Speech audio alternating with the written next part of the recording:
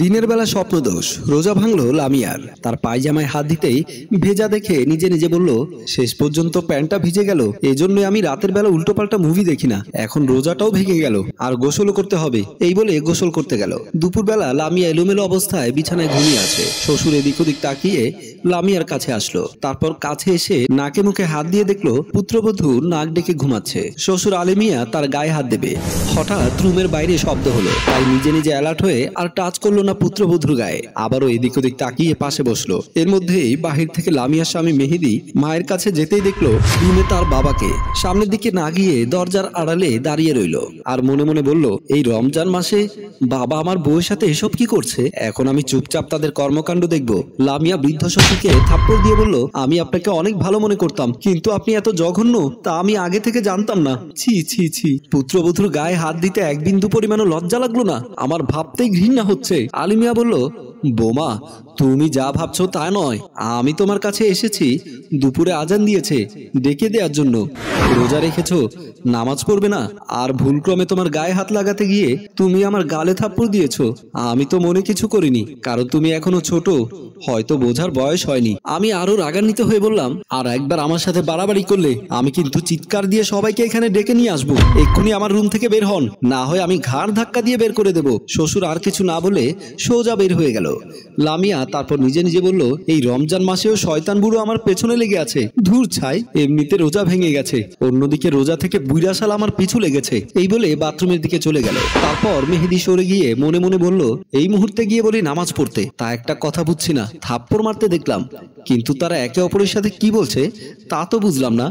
যাই, যা দেখেছি তা কিন্তু বলা যাবে না, নামাজ পড়তে বলি। এই বলে রুমে গেল।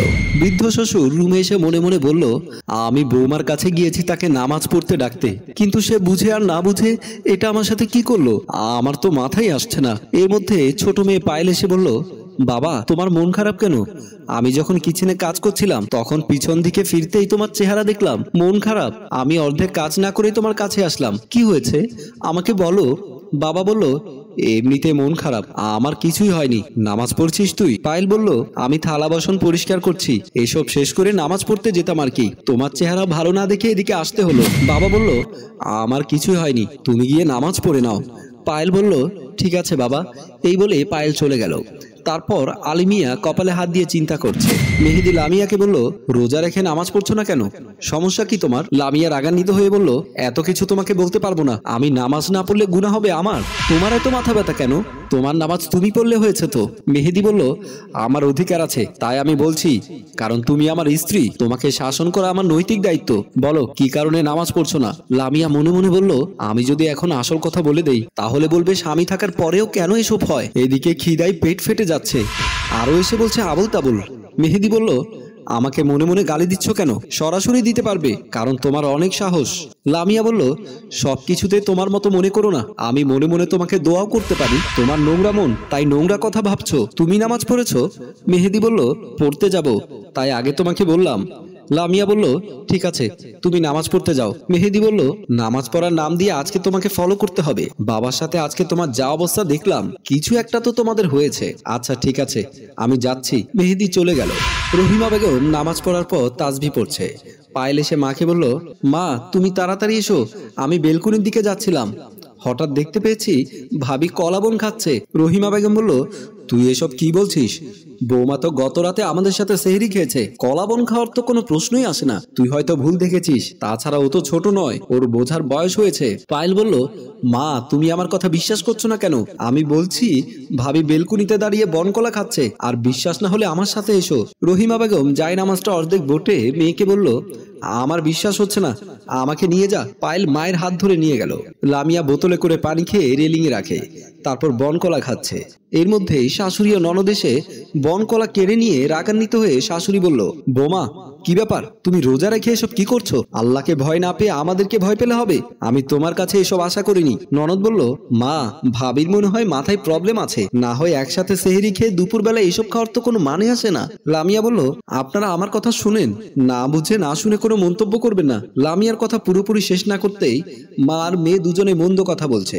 দুজনের কথার জবাবে লামিয়া কিছুই বলতে পারছে না। এক পর্যায়ে ননদ ভাবির হাত ধরে বলল, তোমাকে এখনই ভাইয়ের কাছে নিয়ে যাব, তারপর তোমার কি সমস্যা সবার সামনে তোমার মুখ থেকে বের করব। এই বলে হাত ধরে বেলকুনি থেকে বের করে নিয়ে আসলো। মেহেদি বাবাকে বলল, বাবা তোমার কাছ থেকে একটা কথা জিজ্ঞেস করতে চাচ্ছি, যা বলবে একদম সত্য বলবে, এতে আমি তোমাকে কিচ্ছু বলবো না। বাবা কিছু বলতে যাবে, হঠাৎ মা ও বোন তার স্ত্রীকে ধরে নিয়ে আসলো। মেহেদি বলল, এই অবস্থা কেন? ওকে চোরের মতো ধরে টেনে নিয়ে আসলি যে? মা বলল, তোর বউ রোজা রেখে বেলকুনিতে গিয়ে খাবার খাচ্ছে, আমি কিন্তু প্রথমে দেখিনি, তোর ছোট বোন বলাতেও আমি বিশ্বাস করিনি, পরে সরাসরি গেলাম। মেহেদি বলল, সমস্যা কি তোমার? লামিয়া আমতা আমতা করে বলল, আমার শারীরিক সমস্যার কারণে রোজা ভেঙে গেছে। মেহেদি হাসতে হাসতে বাবার দিকে তাকিয়ে বলল, তোমার রোজা না ভেঙে কার রোজা ভাঙবে? আমার কিন্তু এসব বলতে লজ্জা লাগছে, তবুও বলতে হচ্ছে। মেহেদির কথা শুনে সবাই অবাক হয়ে তাকিয়ে রইল। মা বলল, তুই এসব কি বলছিস? আমার তো মাথায় কিছুই আসছে না। মেহেদি বলল, তার আগে বাবার কাছে জিজ্ঞেস করো, বাবা তোমার বৌমাকে কি করতে চেয়েছে? আমি নিজের চোখে দেখেছি লামিয়া বাবার গায়ে হাত তুলতে। তাদের মধ্যে কোনো প্রবলেম না হলে বা শারীরিকভাবে কিছু না হলে রোজা ভাঙার কথা না। বাবা লজ্জা লজ্জায় বলল, মেহেদি যা ভাবছিস তা কিন্তু নয়, বৌমা আমাকে ভুল বুঝেছে। আমি বৌমাকে নামাজ পড়তে ডাকতে গিয়েছি, নামাজের টাইমে ঘুম দেখে ওর কপালে গায়ে হাত দিয়েছি কোনো অসুস্থ কিনা, কিন্তু বৌমা ভুল বুঝে আমার গায়ে হাত তুলেছে, এটাই হচ্ছে সত্য ঘটনা। সাথে সাথে লামিয়া বলল, এবার আমার রোজা ভাঙার কারণটা আমি বলি। আমি সকালবেলা ঘুম থেকে উঠে দেখি আমার স্বপ্নদোষ হয়ে জামা কাপড় ভিজে গেছে। নিজে নিজে ভেবে নিয়েছি আমার রোজা ভেঙে গেছে। আর কোনো উপায় না পেয়ে কেউ দেখবে বলে বেলকুনিতে গিয়ে খাবার খাচ্ছি, এটাই হচ্ছে আমার মূল সত্য কথা। তুমি আর মা পায়েল যা ভাবছো সম্পূর্ণ ভুল, কিন্তু সবারই হয় এগুলো, তাই আমারও হয়েছে। শাশুড়ি বলল, স্বপ্নদোষ হলে রোজা ভেঙে যাবে সেটা কে বলেছে? তুমি কি ওই ধরনের কোথাও কি হাদিস পেয়েছো? না কেউ তোমাকে বলেছে? লামিয়া বলল, হাদিসও পড়িনি, আর কেউ আমাকে বলেনি স্বপ্নদোষ হলে রোজা ভেঙে যাবে, আমি নিজের বিবেক দিয়ে করেছি। শাশুড়ি বলল, অনিচ্ছাতে স্বপ্নদোষ হলে কখনো রোজা ভাঙবে না। মুসলিম ঘরের মেয়ে যেহেতু, মাঝে মধ্যে হাদিস কোরআন পড়ার চেষ্টা করো, তাহলে ইসলামের নিয়ম কানুন শিখতেও জানতে পারবে। লামিয়া বলল, মা আমার ভুল হয়েছে, জানতাম না যে ওরকম হলে রোজা ভাঙবে না। মেহেদি বাবা ও লামিয়ার উদ্দেশ্যে বলল, বাবা তোমাদেরকে ভুল বুঝেছিলাম, আমি আসলে দুজনে সঠিক পথে ছিলে। আমি যদি কোনো ভুল করে থাকি আমাকে ক্ষমা করে দিও, কারণ তোমাদের কথা আমি স্পষ্ট বুঝতে পারিনি। বাবা বলল, আমি এখানে থেকে যতটুকু বুঝতে পেরেছি প্রত্যেকটা ছেলে মেয়ে ছোটবেলায় হাদিস ও কোরআন শিক্ষা নিতে হবে। ননদ বলল, ভাবি আমাকে ক্ষমা করে দিও, আমারও বোঝার মধ্যে ভুল ছিল। মেহেদি বলল, আমি এক্ষুনি গিয়ে হাদিসের বই কিনে নিয়ে আসবো। সম্মানিত ভিউয়ার্স, না বুঝে না শুনে কেউ কাউকে ভুল বুঝবেন না, এতে দুই পক্ষেরই ক্ষতি হওয়ার কারণ হতে পারে। গল্পটি ভালো লাগলে শেয়ার ও লাইক কমেন্ট করে জানাবেন, ভুল হলে ক্ষমা দৃষ্টিতে দেখবেন। রচনা ও পরিচালনায় আবু সাইদ রিয়ান, প্রযোজনায় মুনতাসির মুন্না।